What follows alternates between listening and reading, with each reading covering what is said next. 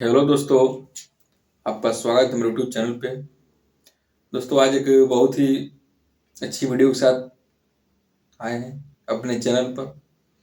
दोस्तों आज का जो मेरा वीडियो रहेगा वो रहेगा ये जो भारत में हो रहे हैं बार बार आतंकवादी हमला या ब्लास्ट बोलिए। अभी दोस्तों कुछ ही दिन हुआ होगा, ठीक 2-4-5 दिन पहले दिल्ली में लाल किला के पास हुआ आतंकवादी हमले। फिर दोस्तों ठीक 3-4 दिन पहले बाद में यानी आज फिर जम्मू कश्मीर के कुलगाम में हुआ। अगर दोस्तों ये मतलब क्या हो रहा है, हर 2-4-5 दिन पर एक बम ब्लास्ट हो रहा है। आखिर मतलब कैसे क्या हो रहा है दोस्तों, कुछ समझ में आ नहीं रहा है कि क्या मतलब कि आतंकवादी हमारे देश के लोगों के साथ क्या करना चाहते हैं, हमारे देश में मतलब क्या करना चाहते हैं कि क्या पूरा देश को खंडहर बनाना चाहते हैं कि अंदर से ये खोखला हो जाए। आखिर हर 2-4-5 दिन में ऐसा क्यों हो रहा है? क्या हमारे देश में आतंकवाद एकदम सक्रिय है?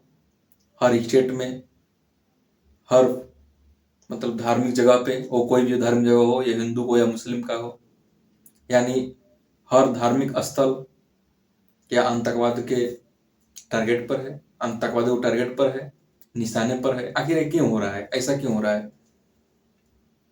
हर 2-4-5 दिन पर एक आतंकवादी हमला हो जा रहा है। आज फिर वही हुआ दोस्तों, कुलगांव के, जम्मू कश्मीर कुलगांव के पुलिस स्टेशन के अंदर। तो ये तो दोस्तों जम्मू कश्मीर के पुलिस के द्वारा एक आधिकारिक बयान आया कि ये आतंकवादी हमला नहीं है, ये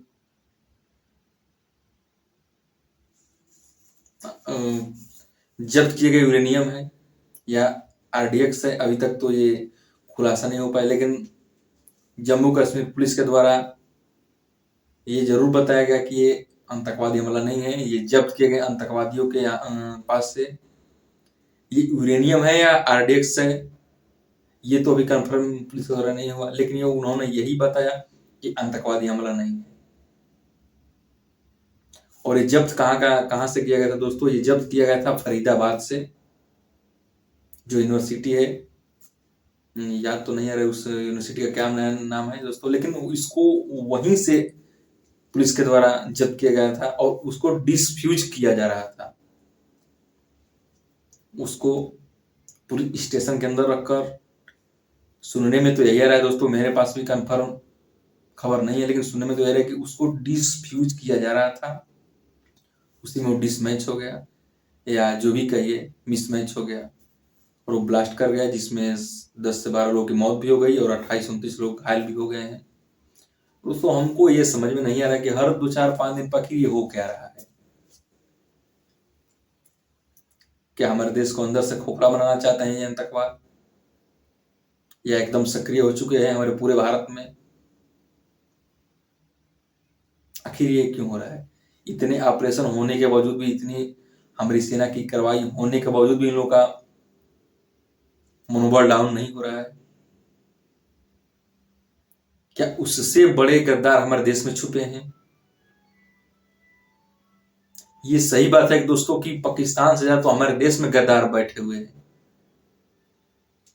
वहां से फंडिंग आ रहे हैं पाकिस्तान से, और हमारे यहाँ देश के युवा हैं, वो पैसे के लालच में हमारे देश को खोखला बनाना चाहते हैं। लेकिन दोस्तों ये गलत है। मेरा मानना है कि ये गलत है। अपने देश के खिलाफ ऐसा कुछ करने से पहले 100 बार सोचना चाहिए। करना ही नहीं चाहिए, सोचना तो अलग बात है, करना ही नहीं चाहिए दोस्तों ऐसा, ताकि अपने देश के खिलाफ। आखिर बार बार ऐसा क्यों हो रहा है? हर 2-4-5 दिन पर, 2-4 दिन पहले दिल्ली में हुआ लाल किला के पास, फिर आज कुलगाम में हुआ जम्मू कश्मीर में। हो सकता है दोस्तों 2-4-5 दिन बाद और किसी जगह का नंबर होगा, और किसी जगह आतंकवादी जो है वो सक्रिय होंगे, वहां पर भी हो सकता है। आखिर ये बार बार क्यों हो रहा है? इसके पीछे की साजिश क्या है दोस्तों, इसका पता लगाना चाहिए हमारे गवर्नमेंट को, हमारे भारत की सरकार को, ताकि इसको जल्द से जल्द इसको खत्म किया जाए। नहीं तो आने वाले दिनों में ये भारत के लिए चुनौतीपूर्ण होगा। जो हमारे पिछले सीडीएस बिपिन रावत जी थे, उन्होंने एक बात जरूर दोस्तों बताई थी कि पाकिस्तान, चीन, यानी जब भी हमारे देश में युद्ध होगा पाकिस्तान से या चीन से, उससे ज्यादा लड़ाई हम अपने देश में लड़ी जाएगी, अपने विरोधियों से, अपने कट्टरपंथियों से। उन्होंने एक बात बताई थी। तो दोस्तों, क्या ये सच हो रहा है कि आने वाले दिनों में ये सच्चाई है या सच दिखेगा? अभी तो दोस्तों आने वाला क्षण ही बता सकता है। लेकिन दोस्तों मेरा यही मानना है कि ये कहीं भी छुपे हुए होंगे आतंकवाद, या कोई भी सक्रिय गैंग होगी हमारे देश में, तो मेरा सरकार से यही अनुरोध है कि उसको जल्द से जल्द खत्म किया जाए। नहीं तो आने वाले दिनों में सिर दर्द बनेगा भारत के लिए। हमारे देश को ये अंदर से अंदर खोखला करना चाहते हैं ये सब कट्टरपंथी जितने भी टेररिस्ट हैं। लेकिन ऐसा दोस्तों क्यों हो रहा है? और जो आज मामला भी हुआ है दोस्तों, इसको भी फरीदाबाद से ही कनेक्शन है, ये तो जरूर है। क्योंकि अभी जम्मू कश्मीर पुलिस ने अभी आधिकारिक बयान तो यही दिया है कि आतंकवादी हमला नहीं है। लेकिन दोस्तों सुनने में यह भी आ रहा है कि ये जो ब्लास्ट हुआ है इसके पीछे भी फरीदाबाद यूनिवर्सिटी की कुछ हाथ है। दोस्तों ये तो अब आने वाले दिनों में पता ही चल जाएगा। हमारी जो एजेंसी है वो जांच में लग चुकी है, अभी आने वाला पता ही चलेगा। लेकिन दोस्तों एक और बहुत ही बड़ी न्यूज आ रही है, ये अभी जो 300 किलोग्राम है अमोनियम या नाइट्रेट या ऐसा ही कुछ है, वो अभी तक उसको पकड़ा नहीं गया है। तो क्या दोस्तों अभी भी हमारे देश में जो खतरा है टला नहीं है? ये तो सच है कि अभी तक टला नहीं, क्योंकि वो आखिर गायब हो कहाँ गया? और ये सच्चाई है कि 300 किलोग्राम वो अमोनियम है, अभी भी गायब है।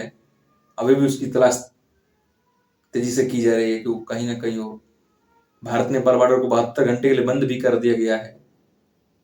हमारे देश में कई जगह जो बॉर्डर इलाके हैं, जो बॉर्डर वाले स्टेट आ रहे हैं, वहां पे बहुत ही मतलब जबरदस्त चेकिंग चल रही है ट्रैफिक पुलिस के द्वारा, सुरक्षा बलों के द्वारा। तो क्या दोस्तों, क्या आने वाले कुछ दिनों में, कुछ घंटों में फिर कहीं ना कहीं होगा हमारे देश में हमला, या उसको ब्लास्ट मानिए? अब ये तो आने वाला समय ही बताया होंगे। अभी भी 300 किलोग्राम दोस्तों अमोनियम का पता नहीं चला, अभी भी उसकी तलाश तेज की जा रही है, कहीं से न कहीं से मिल जाए। इसलिए दोस्तों पूरे भारत की हर जगह जहां भी स्टेट है, वहां भी अगर बॉर्डर है, वहां पे चेकिंग बहुत जबरदस्त की जा रही है। मैं खुद अभी भी दोस्तों आ रहा हूँ झारखंड से, वहां बहुत ही जबरदस्त चेकिंग की जा रही है। दोस्तों यही मेरा मानना है कि अगर हमारे देश में ही गद्दार बैठे रहेंगे तो फिर दोस्तों ये देश कैसे आगे बढ़ेगा? हम लोग कैसे कहेंगे, कहीं भी देश विदेश में जाएंगे तो हम कैसे कहेंगे नहीं हम, मेरा तो विकसित देश है, विकास हो रहा है हमारे देश में, हम कैसे कहेंगे? तो दोस्तों मेरा मेरा मानना यह है कि अपने देश में बैठकर गद्दारी नहीं करनी चाहिए। आखिर आया कहां से आरडीएक्स? आखिर ये चीजें आ कहां से रही है?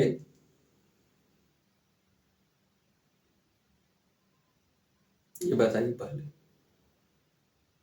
ये डॉक्टर बन बन के सब आतंकवाद बन रहे हैं, हमारे देश को खोखला बनाना चाहते हैं। आखिर विश्वास किस पे किया जाए? जब अपनों की, जब खुद की जब जिंदगी अचल में पड़ती है, बीमार पड़ती है, या कहीं भी चोट लगती है शरीर में, तो हम लोग डॉक्टर के पास जाते हैं, भगवान मान के ही हम लोग दोस्तों जाते हैं कि ये डॉक्टर साहब ही सही कर देंगे, चलते हैं, चलिए डॉक्टर साहब चलते हैं। लेकिन जब यही डॉक्टर जो है आतंकवाद बन रहे हैं, कट्टरपंथी बन रहे हैं, टेररिस्ट बन रहे हैं, तो दोस्तों आखिर विकास कैसे होगा भारत का? क्या यही विकास है? तो दोस्तों कोई डॉक्टर के पास भी नहीं जाएगा। जो फरीदाबाद की यूनिवर्सिटी पकड़ी गई है दोस्तों, वहां के अभी जस्ट अभी न्यूज आ रही है कि वहां के 15 डॉक्टर लापता हो गए हैं। तो यानी उन लोगों का भी इसमें हाथ है। तो दोस्तों आने वाले दिनों में कुछ होगा, ये तो मेरा मानना है कि कुछ तो होगा ही, जो भी हो, या आतंकवादी हमला हो, या तो एक बड़ा कोई हमला होगा, आतंकवादी हमला, यानी अभी भी सक्रिय है हमारे देश में आतंकवाद, जहां भी हो। या तो हमारे धार्मिक स्थलों को निशाना बनाएंगे, वो किसी भी धार्मिक स्थल हो, हिंदू को या मुस्लिम का, या कहीं एयरपोर्ट को निशाना बनाएंगे, या कहीं रेलवे स्टेशन को निशाना बनाएंगे।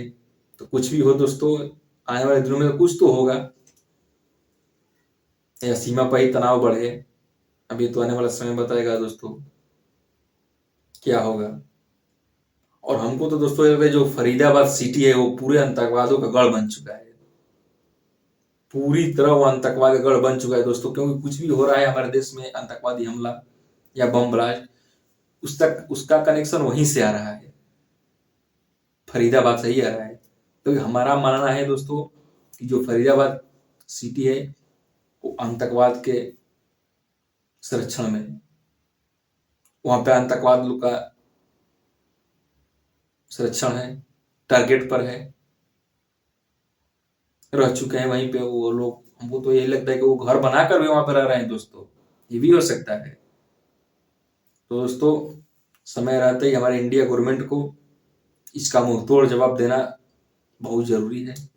और जितने भी देश में गद्दार हैं, टेररिस्ट है, इन लोगों के खिलाफ एक तगड़ा एक्शन चलाया जाए, ताकि दोबारा इन लोगों का हिम्मत न करे आतंकवाद बनने का। आखिर ऐसा क्यों हो रहा है दोस्तों? हर 2-4 जगह आतंकवादी हमला, और कनेक्शन फरीदाबाद। फिर आज हमला जम्मू कश्मीर में, कुलगांव में, कनेक्शन फरीदाबाद। आखिर ये कैसे हो रहा है, हमको यही समझ में नहीं आ रहा है दोस्तों। क्या सीमा पार से फंडिंग हो रही है, अन्य देश फंडिंग कर रहे हैं कि भारत को बर्बाद कर दिया जाए? उन लोगों को विकास देखा नहीं जा रहा है कि इसकी इतनी तीव्र गति से विकास कैसे हो रहा है, जीडीपी कैसे इतना ऊपर जा रहा है? तो दोस्तों कुछ बात है इसमें, और आने वाले समय ही में पता चलेगा कि दोस्तों क्या होगा।